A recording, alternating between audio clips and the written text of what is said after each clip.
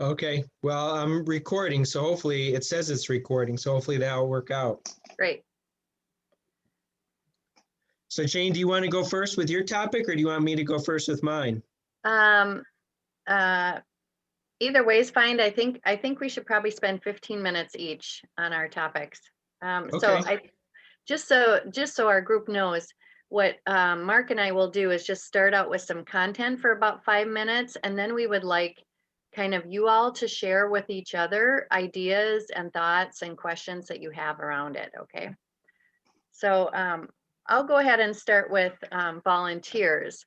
I just want to remind you that as you think about starting your center, it's going to take a team, right? You can't do it all by yourself. And so you have to think, um, hopefully, you've had some time to work through that launch plan that we alluded to in the training. And as you kind of think about the components you want to have in your program, that will kind of help you to think about the leaders that you'll need. More than likely, you'll need 3 leaders. Maybe yourself and 2 others would be fine, but one person to do the Bible time, one person to do the recreation and snack, and one person to do the homework time, for example. That might be how it looks. And then, let's say you have 3 leaders. Does anyone remember when we had the training, we talked about mentoring being kind of the ground level of your program, because really that's what's going to make a difference in a child's life is this deeper relationship. It's also going to help you to know why they're acting out when they're acting out, because you know a little bit about their family and their situation, and you're just able to touch the child's life in a much more significant way if you're going deeper in relationships.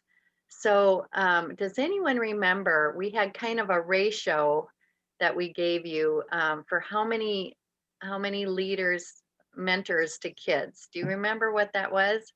Was it 5 to 1? I can't Yeah, remember. so it could be 3 to 1, it could be 4 to 1, it could be 5 to 1, but I would do no more than 5 to 1. Great job remembering that, Laranda. So, some of our SAYS centers actually have 1 to 1 because, if you're in a neighborhood where the needs are great with the kids, it might take that. You'll have to just, see, but I would recommend 1 to 3, 1 to 4, or 1 to 5 ratio. And so then, so you have your 3 leaders, and then you have um, others who come and they just hang with those 3 or 4 kids or 5 kids throughout the time, and they do their homework time with them, they do their recreation with them, they sit and have snack time with them, and they engage in conversation, and they get to know the kids, and the kids get to know the mentor, and frankly, that will keep your volunteers, because for me, when if I'm volunteering at a program and I just feel like I'm kind of a unnecessary um, component to what I'm doing, I lose interest. But if I connect with some kids that are in the program and start and realize that they're going to miss me if I don't show up, that we have a relationship, and it actually will help you keep your volunteers if you do this deeper mentoring where kids are kind of matched with a mentor. So I just want to remind you, it's going to take a team, and you cannot do this all by yourself. And so as you think about that team, maybe that overwhelms you. Maybe you feel like, how am I going to get that kind of volunteer help? And where do I start? Um, so I just want to go over a couple things, and then we'll open it up for discussion. But first of all, I would recommend kind of thinking about recruiting. Like, could you set up a table after church, after worship, out in the foyer with some fun signs about your after school program, and just talk with people. encourage them to stop by the table after worship, or something like that. Or you could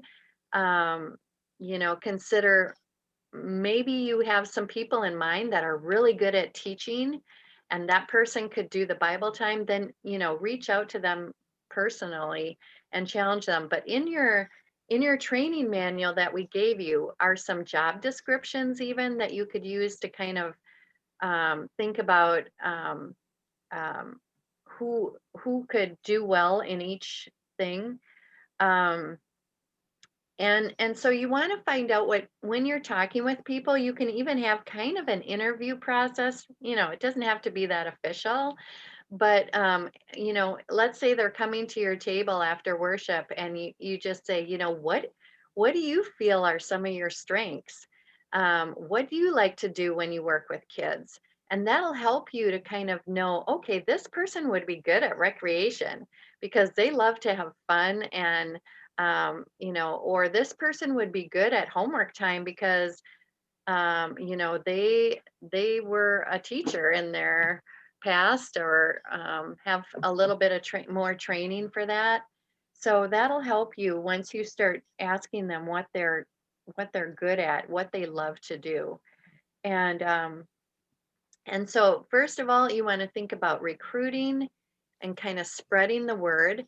People aren't going to necessarily come to you. You kind of have to make a venue for conversation. And then you want to think about the second thing. First thing, recruiting. Second thing, keeping them. Because if there's anything that we all know within church ministry, we can get burned out, right? So you got to think, okay, once I have a team, how can I keep them engaged? How can I keep them loving coming? And one of the best ways you can do that is to care for them. And I would say,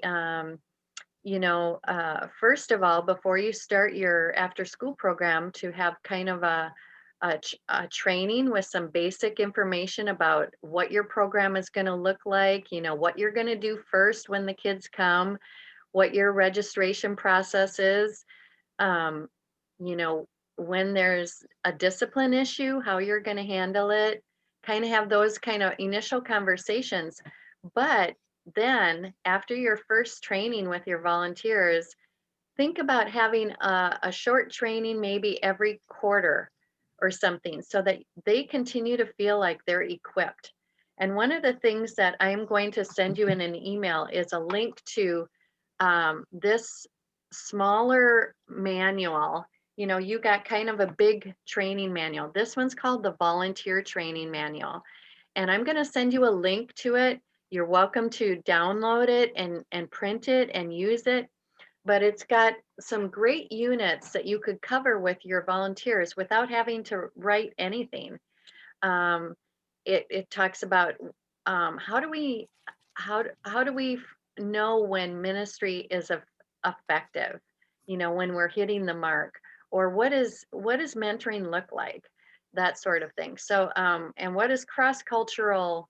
Maybe in your neighborhood you have Hispanic and Asian and various culture groups. And so what does it mean to be cross-cultural? How can we learn about each other's culture? And so the training manual will really help you to not have to prepare much, but just to take a unit and go over it maybe quarterly. And so, and the other thing is showing appreciation to them, maybe giving them a call once in a while and saying, hey, Maurice, how do you feel it's going? How is it going with Tommy or Bobby? And, how can I be praying for you? Um, do you like doing what you're doing? And because sometimes in our SAYA centers, we found, maybe we put somebody at a certain place of ministry, and they're actually better at something else. And so that'll help you to make those adjustments along the way. So those are some things to keep in mind. And for sure, again, you need to do background checks. It's just, that's what we need to do. We just make sure you work that in to have background checks done on all of your volunteers and leaders. But those are some things to kind of get you thinking about volunteers. I want to open us up for a little bit of conversation.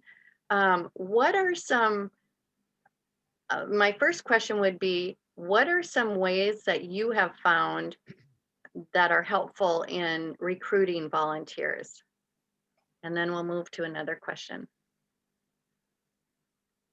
Well, I'll jump. I don't want to seem like I'm manipulating the conversation. So I don't, but the way I found is really easy. As you guys know, I've had 5, for the Lompoc Unified School District, I ran their whole program. It's called ACES, but same concept. But one of the things I found is when you're with the church, the difference is we have leaders that are already in ministry in certain areas. So of course, I would approach them first as the leaders to see if they're even interested because they're already doing it. But one of the things I did is I went to college, junior colleges, and the students that were in child development backgrounds, I went to their class and spoke with their instructor and asked if I can come and do a presentation. And of course, it was welcome because they need those extra points for volunteering services. So I was able to approach them, and then it worked out great because then I had a slew of them. And then in my case, it helped because I did have a federal funded grant, so I had some dollars also. But even if they wouldn't have been paid, they were willing and willing to come. I also have approached the outside community, the different youth centers, if you could call them that, like the Boys and Girls Club and whatever, and those were also very helpful and willing to come out and volunteer. So I'll shut Yeah, up. that's a great idea. Great idea. Think about local colleges. That's a great idea. They do need to volunteer. They do need experience. And the experience they get with you is valuable. So that's a great idea. Thank you for sharing, LaRonda. Yes, excellent, Miranda. Excellent ideas and suggestions. Carolyn, in the past, my church, we had different events. We post up flyers, like on Facebook, as well as in the community. I take them to like different schools in the community, near the church.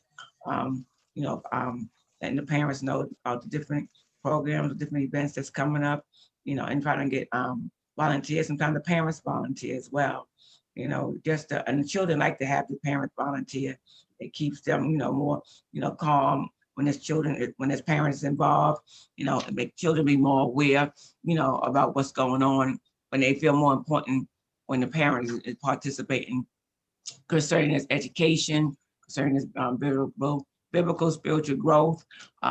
So I have done that in the past, as well as like word of mouth. People, like you said, you might know people and you can reach out to them on the phone and know the gifts that God has given them. They like to volunteer. And sometimes when I tell people that volunteer, I volunteer at different pantries or different shelters, like way before the COVID hit. And they were like, oh, I would like to help volunteer, as certain days to be able to give back to the community, to make a difference. So word of mouth is good, putting up flyers, going to different schools, speaking to PTA presidents. I've done that in the past as well, speaking to the principal, ways to be able to know what's going on in the community, to following up with them as well as the parents, so that's very good outreach, as well as like going to the library in the past, and putting up flyers, and the parents will contact you, different events that's happening. A lot of, like you said, a lot of high school students, they look forward to volunteering. Like in the library, they have the high school students reading to the younger children, and they gain a relationship.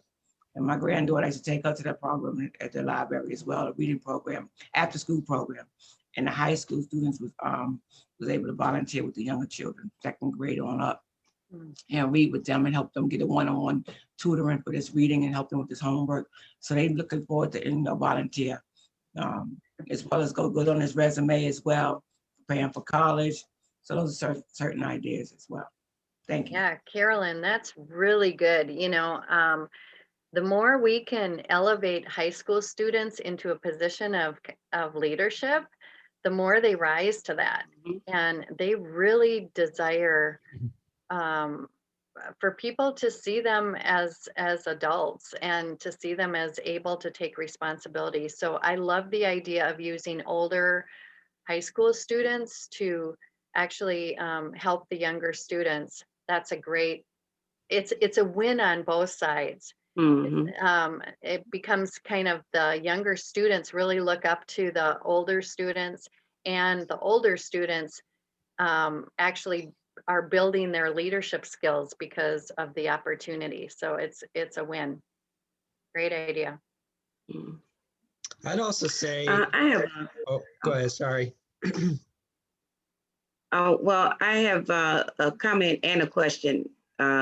We've had a lot of success with utilizing our high schoolers throughout the school year.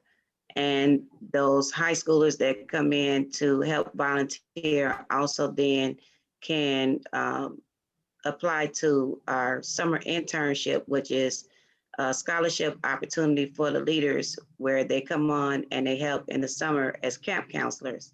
So, so we've had a lot of success with our high schoolers. I mean, we have college interns that come in, but that's just for a short period of time when they come in and visit us for different times throughout the year. But my question is, I would like a resource for background checks. If you have any type of resources where we can do background checks that are not costly. And where are you again, Martine? I'm in Chicago, Westline Youth Network. Yeah. Maybe I can include some of that in an email along with the link to the volunteer training manual. You know, the hard thing is that often, according to where you're located, those websites are more locally. So you might, Mark, do you have any, or? Off the top of my head, no, because with crew, you know, we use the crew off headquarters does ours. So, but it is, you know, I would encourage you, even if it does cost money, which it probably will, it's worth the cost, you know, to get someone screened. You know, hopefully they're going to be staying with you for several years. So hopefully as you don't have to, you know, the first year you might have to screen everybody and that costs a lot or whatever. But hopefully after they've been with you, you know, then you're just having to screen new people, and hopefully the cost isn't as, you know, consuming, but it's definitely worth it. The other thing is you might want to check with if whoever West Lawn has property or insurance with, you know, you might want to talk to Pastor Derek about who their you know, insurance is with, and a lot of times they'll have a place that they would encourage you to go to for a background check. But you know, for me, I don't know, so I'd probably just Google it. So you probably could just Google and find out. And there are ones that are just local state ones, but you probably want to find ones that are national, that are part of the national database, because, you know, if they've moved from once, you know, a child molester might move from state to state to state to try to, you know, they get caught in one state and move to another state. So, yeah. The other thing is I was going to share about volunteers is, you know, most churches in our communities don't have after-school programs. And a lot of times our churches have sister churches or other churches in our denominational network or partners with outside in the suburbs. And so, asking the pastor if they could announce or whatever that they care about the kids in the community as well, and that we're going to do a partnership together. And we're, hey, and we at the Agape Center, we're not a church, so we're a little bit more well received. And so it's easier to recruit other churches. I know there could be some issues with conflict of interest or whatever, but hopefully those churches have a desire to want to work together, and they're willing to, hey, yeah, I would love to see if any of my, retired school teachers want to come over and volunteer in your after school program, because that's a great opportunity. Yeah, that's a great idea, Mark. Just partnering with other churches and maybe doing it together even, and reaching out. It's great. Okay, let's think about any any questions before we move on to Mark's topic about this idea of getting a team to work with you. Any questions that come to mind other than what Martise mentioned with background checks? That's an important uh, question to find out the link to the, and we do have in that unit where we covered unit 13, there is some government background check links that you can check out. But any other questions that we have before we go to another topic? I know we probably touched on it, but in the first Say Yes training, where you have to be so very careful when concerning background checks, like people that volunteer, because sometimes they could proceed to be one way, and later on you find out it was a child molester. You know, so you just have to be so careful. I guess prayerful as well as careful. You know, who you choose to you know, volunteer as you do a background check on them. Mm-hmm. Just want to get like more you know, what to look for, you know, what to look for, like a format, like what to look for, what to expect, because people have a way of covering up so much today. You have to be so careful. Concerning Right. children, concerning being involved, volunteering around children, you know, it's got to be so careful. Right. And that's where, like, you know, knowing a little bit about the individual, or at least having others who do, and seeing the character that comes from the individual is helpful. But that's why a background check is so important, because that is objective, and and often we can be subjective in what we see. So so background check plus somebody knowing the individual's character, and seeing the integrity and the godly fruit of their life, you know, is always helpful. How are we doing on time, Mark? Is it time to switch? Yeah, I think we only have like 7 minutes left before we go back to the other, till we slip over to the other room. So I'm going to jump Okay. in now and just share for a few minutes. We got on tutoring. During the Say Yes training, I talked a lot about all the different types of resources for tutoring, the different, you know, reading and math type of curriculum. So I'm not going to go over that type of stuff. Jane asked me more to talk about like the setup and the how to implement the tutoring time. So basically, when I think about when I was leading a classroom, a lot of it is about preparation and being ready before the kids, you know, a lot of it is all about what, you know, being prepared before the kids come in. So I would structure my room. Let's say I have 9 kids in my my little pod. So there, you know, maybe I have 3rd and 4th graders, and I just have 9 kids and maybe 2 or 3 leaders. So what I would do is I would set up specific tables that I would want the kids to sit at, and then depending on how many leaders are. So if I had 3 leaders, I would have 3 tables, and I would only have enough chairs for the kids so that they couldn't all the kids wouldn't bunch up. And some years I would have to have this specific kids assigned to certain chairs so that I can make sure that they're really being focused and working on the topics that they need to focus on. So the classroom management of setting it up, deciding who's going to be with whom, which kids need their own special attention is really important. And then I would have all my supplies set up and ready to go on another table. So I would have extra school supplies, sharpened pencils, you know, crayons, markers, whatever, in case kids needed those in order to complete their assignment. And then I would have folders available or prepared. The children each would have their own separate folder with homework, or not homework, but tutoring materials for that particular day at their particular grade level.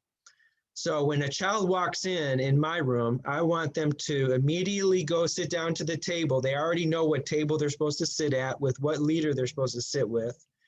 And they're immediately to take out their homework, or they're to go to the table and grab the folder with their name on it.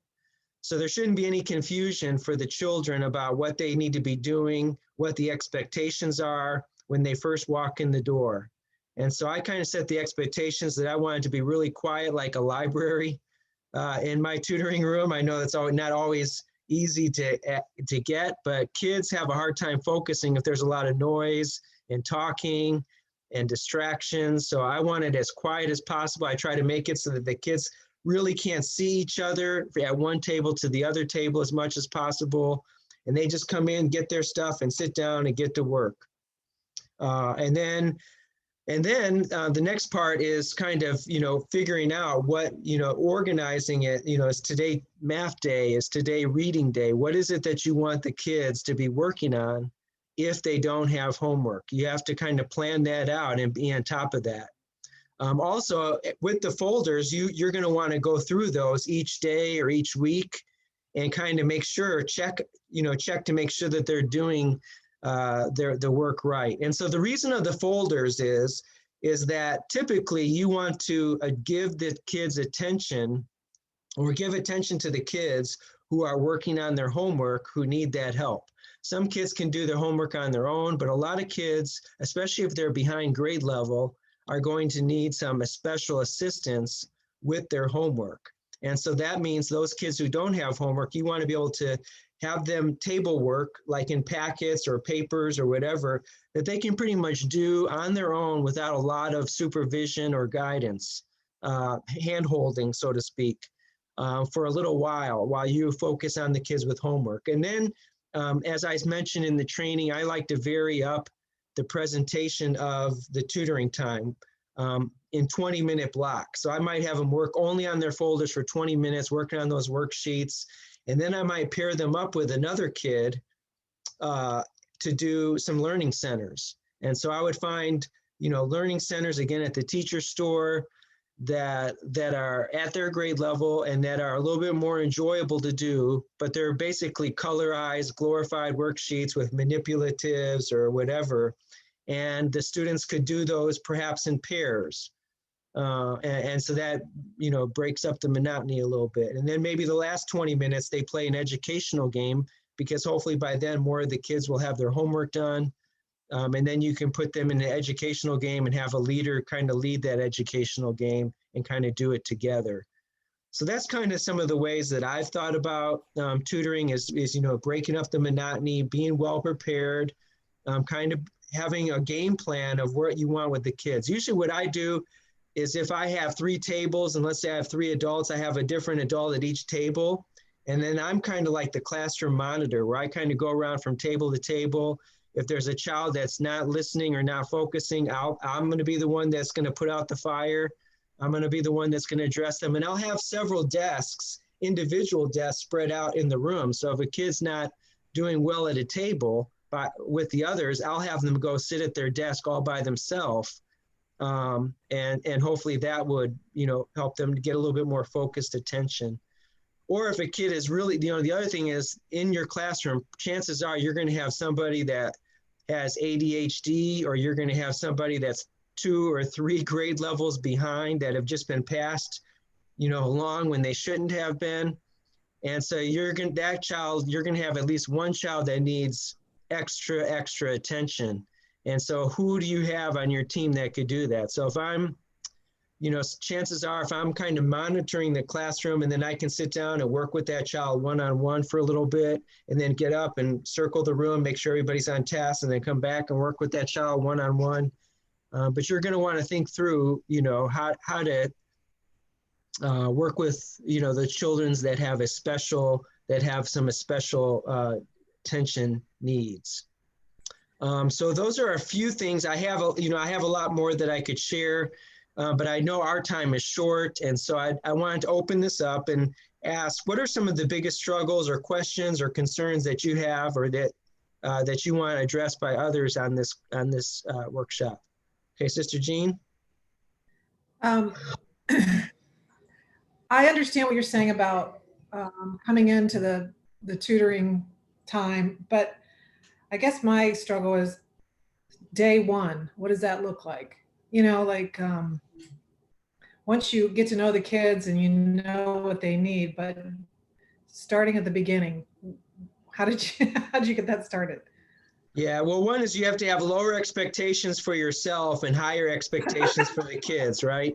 So you have to realize this is the goal I want to get to, but it's not going to get there on day one. And it's going to take a lot of time because typically the kids are not going to, that might not be what things look like at school or at home. And so you're going to have to teach over and over. This is, I want this to be an environment where every child in here can focus and get the job done. And then you have to also provide incentives. If you all do this really well, I'm going to give you a say yes dollar, or I'm going to give you a Jolly Rancher candy. Or if we do this really well for 3 days or for a week or a couple weeks, we're going to go out, we're going to have a party or whatever. So you might need to, because homework time is probably the toughest time in any say yes center, because one is kids don't want to do their homework. And then they think they're entitled to fun, happiness, and bliss forever if they get their homework done. And then when you give them a worksheet and say, no, you're going to work on this, they're going to push back because their flesh does not want to do that. So, incentives to help them to have some external motivation to want to do the work, even when they don't want to do that, is really helpful. But you have to know some of what they need help with on day one, don't you? I mean, don't. Yeah, usually at the beginning, at the first day, one is pretty much the first day of my Say Yes program, I would do testing, the first week. So I would test everybody. I would know their reading level and their math level pretty much after the first couple of weeks. So the first thing is if they don't have homework, they're getting tested. And then I kind of know where they're at. Or maybe just have some fun, easy stuff so that that they can do, and then try to test everybody later on. But you're right. You want to know what the levels are. So you have to do some testing up front on the first day or two. Mm-hmm. Okay, gotcha. Yeah, that's what I was going to say. That's what we do. We did assessments on the children at first, but then we held what we call a launch party, and Minute to Win It on a Saturday. We invited them all out. They came into the parking lot, and we just did a lot of Minute to Win It games. And that was a way of getting to know the parents, getting to know the student, and then we had and the tables were really set up to have fun, not only learning experience, but educational experience attached, which also gave us an opportunity to see what that child really knows. Like maybe they had to put all the reds in one bucket and all the blue balls in real fast. And so you got an opportunity to really watch them while they were learning, but they were still having fun.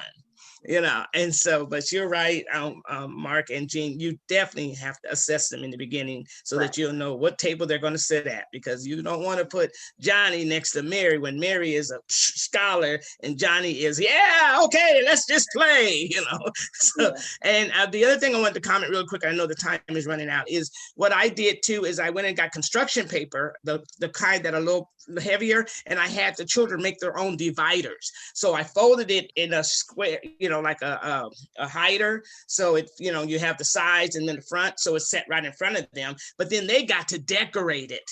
So that way it was personal to them. So in the morning they would come in, they would have their table, everything Mark is saying is just perfect. And then they would grab their little divider and put it in front of them so that the other child next to them couldn't see or disturb them, and it gave them more focus. So excellent. That's a beautiful idea. Mm-hmm. Excellent. Yeah, so what are some other questions or other ways that you've been able to help your tutoring time to be successful? Or what has been the biggest issue or concern for you that you would like others to speak into? Like you said, everyone gave good ideas about the academic concern of being tested, and find out what grade level the child is on, to help able to set that goal for the child and improve. But then it, like you said, following up with the parents and getting to know the children is all. I think about the needs of the child, knowing the needs of the child, and when you're teaching the child, it's helping you be more aware of, you know, where that child is at, you know, concerning his the needs what they might be going through. Sometimes they might know the environment that they might be living in. Some children might be in a shelter, you know, some children might be the same with the, you know, a foster parent. But just to know the needs of the child have a lot to do with this academic learning as well, because based on what they're going through in this environment, in this home, you know, when it comes to sitting down, being attentive, some children are very hyper, they can't sit still for a long time. So just to focus on the needs of the child, as well as teaching the child academically, as well as spiritually. And Concern for all me. the ideas that we've discussed are just awesome ideas. And I also want us all to be encouraged as we talk through and assess the needs of the child, that we have a willingness to learn and grow ourselves, because you know, when you encounter kids who have learning disabilities or ADHD, then they have to learn different. And that means that we have to re-educate ourselves on how to teach different, or provide them the tools that they need to be able to grow and learn in this environment with their patients. So I just encourage us all just to be open and willing to learn more on how we can be better instructors and teachers as we help our kids. Excellent, wonderful. Excellent, thank you. Let me ask this question. What do you do when you have a child in your tutoring program that just does not want to do the work? They just don't want to do homework. They don't want to work hard. They just want to give up. They feel discouraged, or they're tired, or they just put up a fuss. What do you do in your center to help motivate that child to press on? I think what, is it Marissa? Am I saying your name correctly? Martise. Martise, I am so sorry. Oh, it is a T. Girl, these dollar store readers. I'm so sorry, charging my head, not my heart. But what she's saying is so true. We have to be able to humble ourselves and come down to a child's level. And I think that most of us that are here that are volunteer, regardless of our age, we're kid-like. We have that mindset of a child. So that's how we act. You know, I saw Jean with her grandbaby. She didn't want to let it go. And then she realized, okay, now I got to let it go, you know. And so those are things we do. We're a child ourselves. So for me, what I try to do to that child, to me, is where God has given me to really work on. So sometimes to me, when I get and I get them all the time, it's God saying, no, I gave this to you and you're going to do this. And so what I found is that I befriend them. I say, you know what? I need you to help me pass out the papers because you're good at that. You're awesome. You could be my super helper. How about that? You want to be my super helper today? Okay, let me see how you can be a super helper. What can you do? And then they get all excited because now they feel like, hey, I have power now. Yeah. I'm special. And then don't let somebody mess with the paper. No, I'm the paper person. Oh, that's right. You're the paper person, And so it's and then later you give them something else. But eventually you don't have to keep doing that to that child because they already now want to be a part of everything. So does it work all the time? Maybe not. But 9 times out of 10, that's going to change there. Because most of the time, like and Carolyn was saying, some of them are in an environment where they're latchkey. They're just trying to wing it. And that's why, the reason why I do that launch party too, is because you can tell when the interaction with the family, what's really going on, And so I think it's important to make that child feel that they're just as important as every child around them, because who knows what they've already been told about themselves as far as failure. So we have to continue to uprise them. God gave us a chore. We took on it. So he doesn't bring you to it if he's not going to bring you through it. Yeah.